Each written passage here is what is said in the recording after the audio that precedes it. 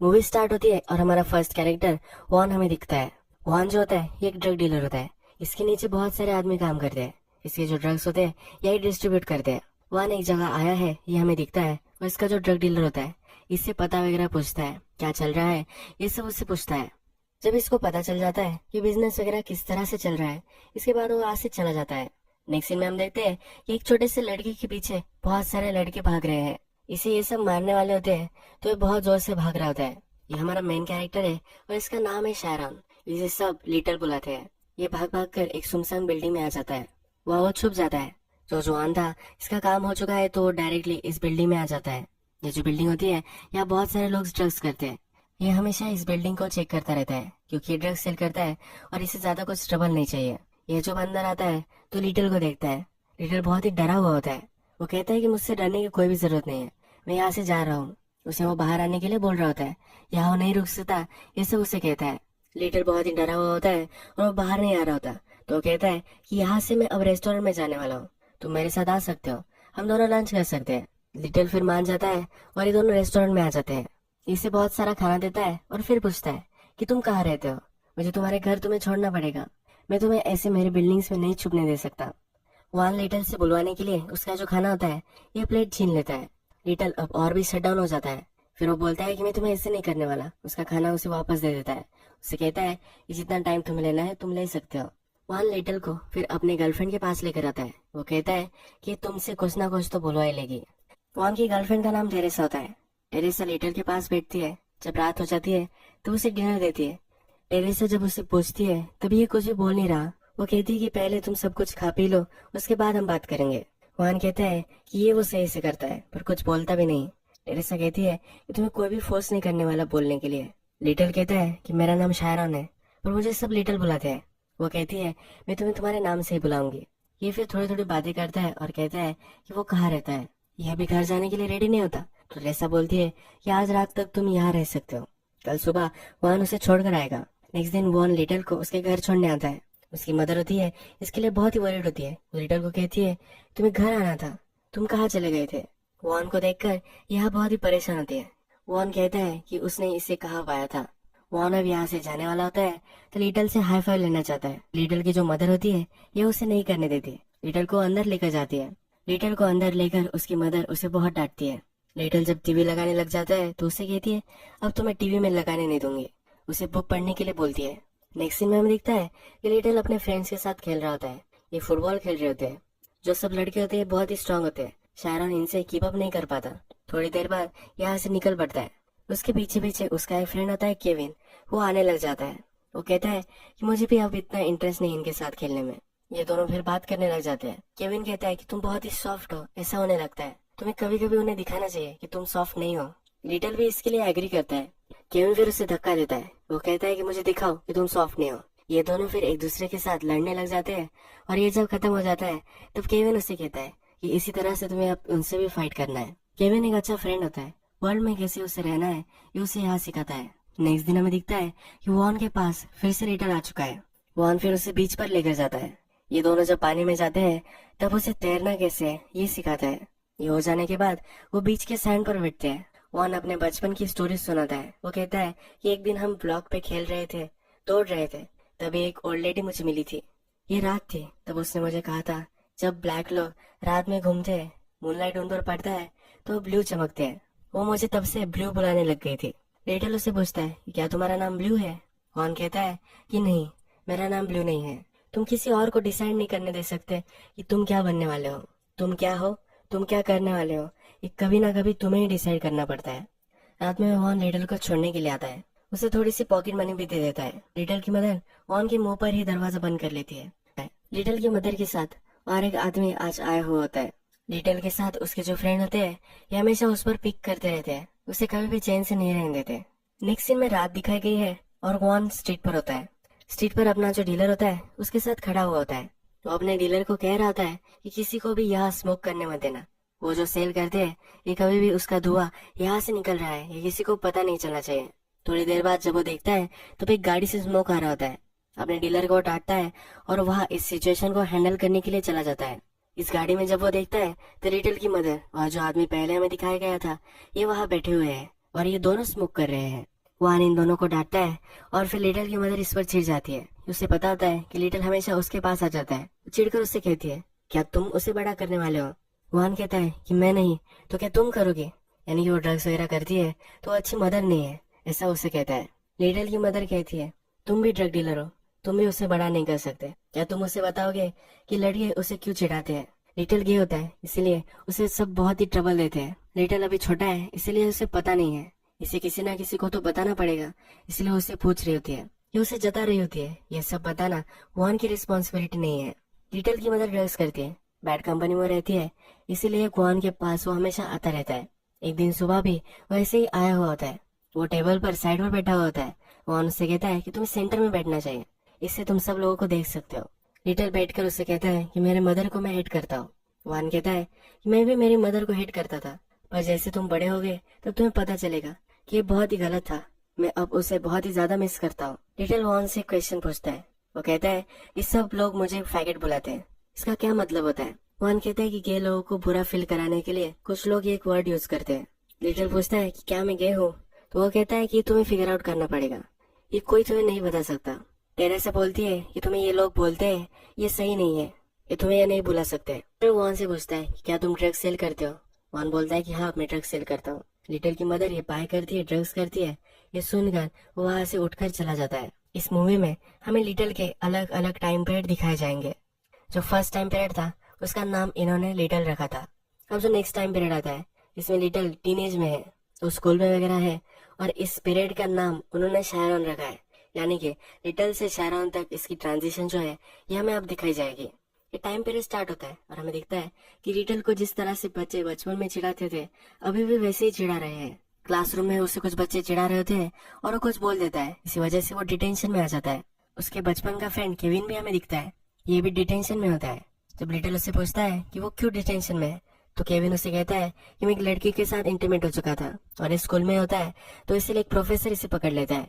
अब मैं डिटेंशन में है। केविन उसे कहकर जाता है कि ये बात किसी को भी पता नहीं चलनी चाहिए। लिटल जब घर पर आता है तो उसकी मदर उसे कहती है कि आज रात तुम यहाँ नहीं रुक सकते, आज मेरे पास कंपनी है, यानी कि उसके पास कोई आने वाला है। इसीलिए लिटल फिल टेरेसा के पास आ जाता है। टेरेसा लिटल को खाना वगैरह देती है और खुद पीने लग जाती है। वो कहती है कि क्या तुम्हें मैं ड्रिंक्स दूं? ये वो जोक कर रही होती है, क्योंकि ग्वान जो था वो हमेशा उसे ड्रिंक्स देता था। हमें यहाँ पता चलता है कि ग्वान अब गुजर चुका है। लिटल ग्वान के बारे में ज्यादा कुछ नहीं बोलता, क्योंकि वो उसके लिए फादर फिगर जैसा था। लिटल सर नीचे रखकर अपना खाना खा रहा होता है। टेरेसा उसे कहती है, ऐसे डर डर कर तुम्हें मेरे हाउस में नहीं रहना है, तुम इस घर में प्राइड से अपना सर ऊपर रख कर रह सकते हो। लिटल सिर्फ नॉर करता है। वो कहती है कि मैंने जो सब कहा है वो तुम्हें फिर से कहना है। वो ज्यादा बोल सके इसलिए उसे ट्रेन करती है। रात होती है तो उसके लिए बेड बनाती है। वो कहती है तुम्हें भी बेड बनाना नहीं आता, और ग्वान को भी बेड बनाना नहीं आता था। लिटल को रात में सपने में अपना फ्रेंड दिखता है। सुबह होती है, नेक्स्ट दिन लिटल अपने घर जाता है। इसकी जो मदर होती है ये घर के बाहर होती है और दरवाजा लॉक हो चुका होता है। उसे दरवाजा खोलने के लिए बोलती है और इसके बाद उससे पैसे मांगने लग जाती है। यहाँ इसकी मदर हमें ट्विची दिखती है, यानी कि इसको ड्रग्स की जरूरत है और इसे मिल नहीं रहे, इसके पास पैसे भी नहीं है, तो लिटल से वो पैसे मांगती है। लिटल इसे दे नहीं रहा होता तो जबरदस्ती इसके पॉकेट वगैरह चेक करने लग जाती है। लिटल रेस्ट करने के लिए अपने रूम में जा रहा होता है तो उससे कहती है कि तुम्हें अब स्कूल जाना है। वो घर से उसे बाहर निकाल देती है। स्कूल से लिटल जब टेरेसा के पास जा रहा होता है उसके स्कूलमेट फिर से उसे घेर लेते हैं। उससे पूछते हैं कि यहाँ तुम कहाँ जा रहे हो? उन्हें पता होता है कि टेरेसा के पास जाता है। ग्वान मर चुका है, टेरेसा के बारे में वो गंदी गंदी बातें बोलने लग जाते हैं। लिटल इस पर चिढ़ जाता है। उसके क्लासमेट कहते हैं कि क्या तुम्हें कुछ ट्रबल चाहिए? लिटल डर जाता है और कहता है कि मुझे कोई भी ट्रबल नहीं चाहिए। उसका क्लासमेट फिर उसे छोड़ देता है। आज लिटल को घर पर भी नहीं जाना होता और टेरेसा को भी मिलना नहीं होता, तो डायरेक्टली बीच पर आ जाता है। बीच पर थोड़ी देर बाद केविन आता है। केविन यहाँ आसपास रहता है तो उसे देखकर यहाँ सरप्राइज होता है। केविन हमेशा उसे ब्लैक बुलाता है, ये उसके लिए उसने निकनेम रखा होता है। लिटल उसे पूछ भी लेता है क्यों तुम मुझे ब्लैक बुलाते हो? वो कहता है कि मैं पैर से बुलाता हूँ, तुम्हारे लिए एक निकनेम है। केविन के पास ड्रग्स से भरी हुई एक सिगरेट होती है, वो लिटल को दे देता है। ये फिर बातें करने लग जाते हैं। केविन उसे कहता है कि कितनी कोल्ड ये हवा आ रही है। इसे महसूस कर कर बहुत ही शांत लगता है, जैसा सब कुछ ठहर चुका है। लिटल कहता है कि इतना शांत है कि खुद की हार्ट बीट में सुन सकता हूँ। केविन कहता है कि इतना सही है कि रोना आ जाए। लिटल बोलता है कि क्या तुम रोते हो? तो कहता है कि नहीं, मैं सिर्फ बोल रहा था। लिटल कहता है कि मैं बहुत रोता हूँ, मुझे बहुत सारी चीजें करने का मन करता है, यानी कि उसके जो क्लासमेट्स है या जो वर्ल्ड है इसे उसे जगड़ जाना है, ऐसा उसे हमेशा लगता रहता है। केविन और शायरन फिर एक दूसरे का हाथ पकड़ते हैं और वो एक दूसरे को किस कर लेते हैं। केविन फिर लिटल को अपने घर छोड़ देता है। वो उससे पूछता है कि क्या तुमने ऐसा कुछ कभी किया था। लिटल ने ऐसा कुछ भी नहीं किया होता। वो नॉड करता है और वहां से चला जाता है। लिटल जब घर पर आता है तो उसकी मदर उसे फिर से प्यार से अपने पास बुलाती है। इसकी जो मदर है ये जब भी क्लीन होती है या ड्रग्स पर नहीं होती तो ये बहुत ही अच्छी पेरेंट होती है। ड्रग्स के नशे में जब वो पीसफुल होती है तभी भी वो अच्छी पेरेंट बन जाती है। जब भी वो ड्रग्स कर रही होती है, जब उसे क्रेविंग हो रही होती है तो ये कुछ भी करने लग जाती है। ये एक रिस्पॉन्सिबल पेरेंट नहीं रहती। वो यहाँ रात में लिटल से कहती है कि वो उससे बहुत प्यार करती है। नेक्स्ट दिन हमें स्कूल दिखाया गया है। लिटल का जो क्लासमेट होता है जो उसे हमेशा परेशान करता रहता है, अब वो केविन के पास आया हुआ है।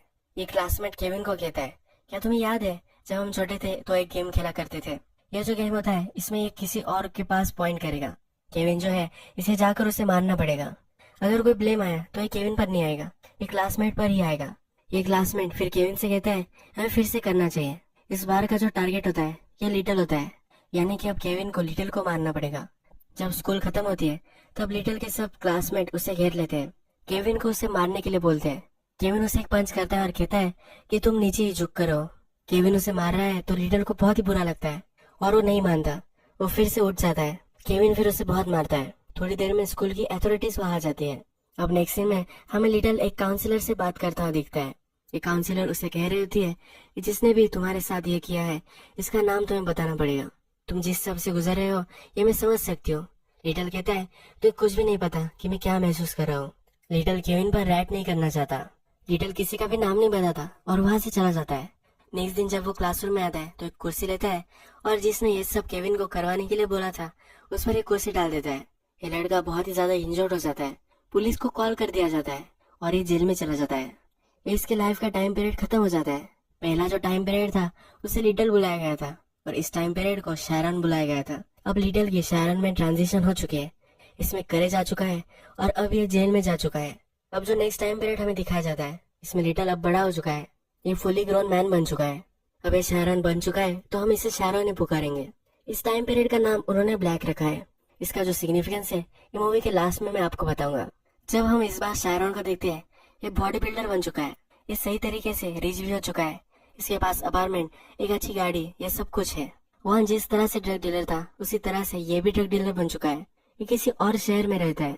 वहाँ जिस तरह से सिटी में घूमता था, सब रिपोर्ट वगैरह लेकर घर चला जाता था, उसी तरह से शायरन भी अब करता है। बचपन में शायरन बहुत ही शाय था, ज्यादा कुछ बोल नहीं पाता था। अब बड़ा हो चुका है तो उसमें बहुत ज्यादा कॉन्फिडेंस आ चुका है। ये किसी को भी डरा सकता है, धमका सकता है। अभी वो ज्यादा कुछ बोलता नहीं पर वो सही तरीके से अब बोल लेता है। उसका स्ट्रीट डीलर उसके फ्लैट पर आता है, उसे पैसे देता है तो शायरन उसे कहता है तुम्हारे पास आज कुछ कम पैसे हैं। ये डीलर थोड़ा सा डर जाता है, उसे धमकाता है। ये डीलर कहता है कि मैंने सब कुछ लाया है। शायरन उसे धमकाता है, कहता है कि क्या तुम मुझे लायर बुला रहे हो। ये सिचुएशन जरा टेंस हो जाती है। तब शायरन हंस देता है। वो कहता है कि मैं सिर्फ तुम्हारा मजाक ले रहा था, ऐसा कुछ भी नहीं है। तुमने इस बार बहुत ही अच्छे पैसे लाए हैं। उसे वो पैसे दे देता है और वहां से निकाल देता है। जब रात हो जाती है तो शायरन की आंसरिंग मशीन पर एक मैसेज आता है। इसकी मदर का होता है। उसकी मदर उससे कहती है कि तुम मुझे विजिट करने के लिए आ सकते हो। वो उसे मिस करती है, उससे मिलने के लिए उसे आना चाहिए। वो इस मैसेज पर उसे बताती है। लिटल को रात में नींद वगैरह नहीं आती तो वर्कआउट वगैरह करता है। थोड़ी देर बाद उसे एक कॉल आता है। ये जो कॉल होता है ये केविन का होता है। जब केविन अपने आप को इंट्रोड्यूस कराता है तो शायरन बिलीव नहीं कर पाता। केविन कहता है कि टेरेसा से मैंने तुम्हारा नंबर लिया था। केविन पूछता है कि क्या तुम्हें याद है कि मैं कौन हूँ। वो कहता है कि हाँ मुझे मालूम है कौन बोल रहा है। केविन कहता है कि मैं जॉर्जिया अटलांटा में रह रहा हूँ, यानी कि शायरन की मदर जहाँ रह रही होती है वही वो रह रहा होता है।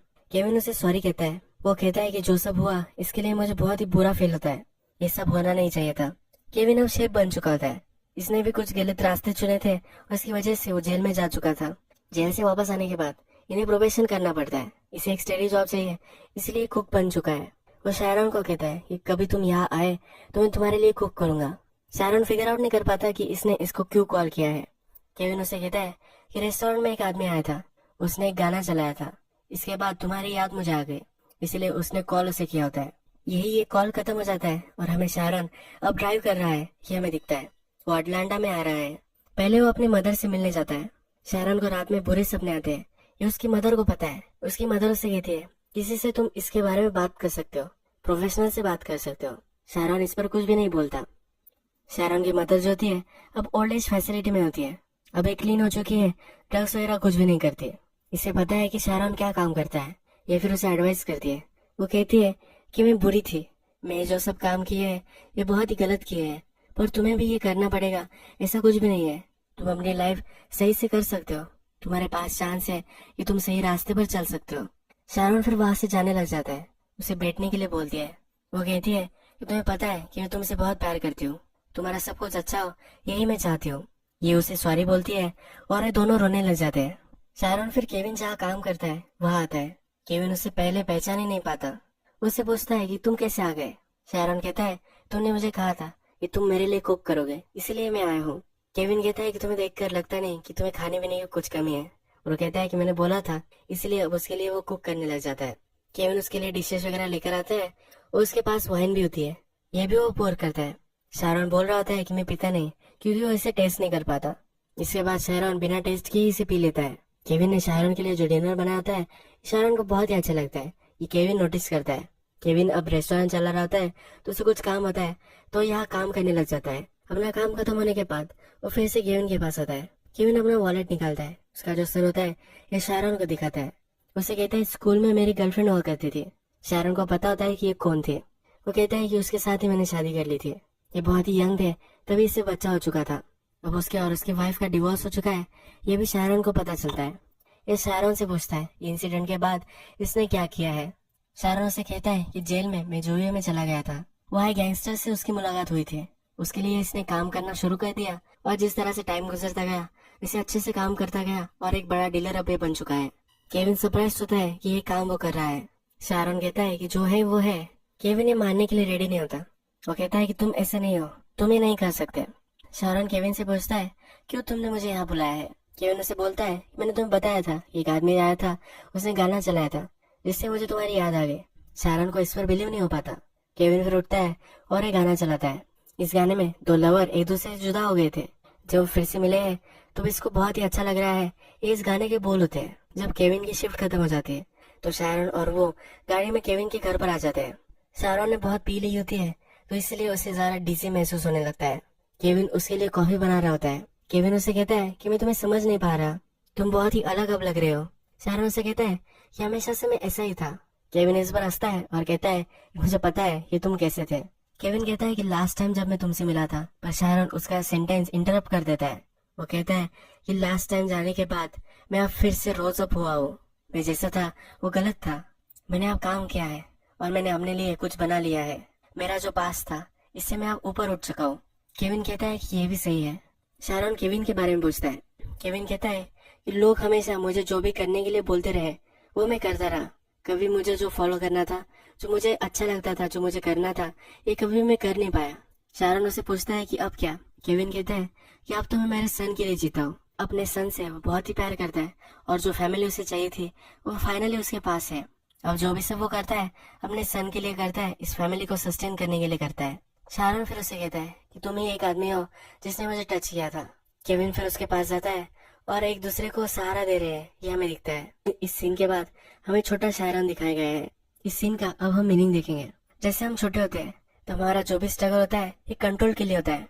जैसे हम बड़े होते जाते हैं तो अपने आप पर हमारा कंट्रोल आता रहता है। हमारा जो सिचुएशन है इसको भी हम कंट्रोल कर सकते हैं। इसके लिए जो भी सब चीजें हमें करनी होती है, यानी कि एजुकेशन, जॉब या कुछ ना कुछ पैसे कमाना, ये सब हम करते हैं। जो हमारी लाइफ का जो कंट्रोल होता है ये हम पाते रहते हैं। जब आप किसी रिलेशनशिप में आते हो तो ये कंट्रोल पाने के लिए अपने आप को जैसे बनाया है, जिस तरह से खुद के पास हम एक शील्ड वॉल बना कर रखते हैं, वो सब हम तोड़ देते हैं। तो हम जैसे हैं ऐसा इस आदमी को हमें दिखाना पड़ता है। जैसे हम छोटे थे, जिस तरह से हम वर्ल्ड को देखते थे, जैसा हम महसूस करते थे, रिलेशनशिप में हम फिर से वैसे ही महसूस करने लग जाते हैं। शारोन जब केविन के पास होता है तो वो वैसे ही महसूस करता है। इसीलिए हमें जब शारोन छोटा था उसका एक सीन दिखाया गया है। ये जो टाइम पीरियड था इसका नाम ब्लैक था।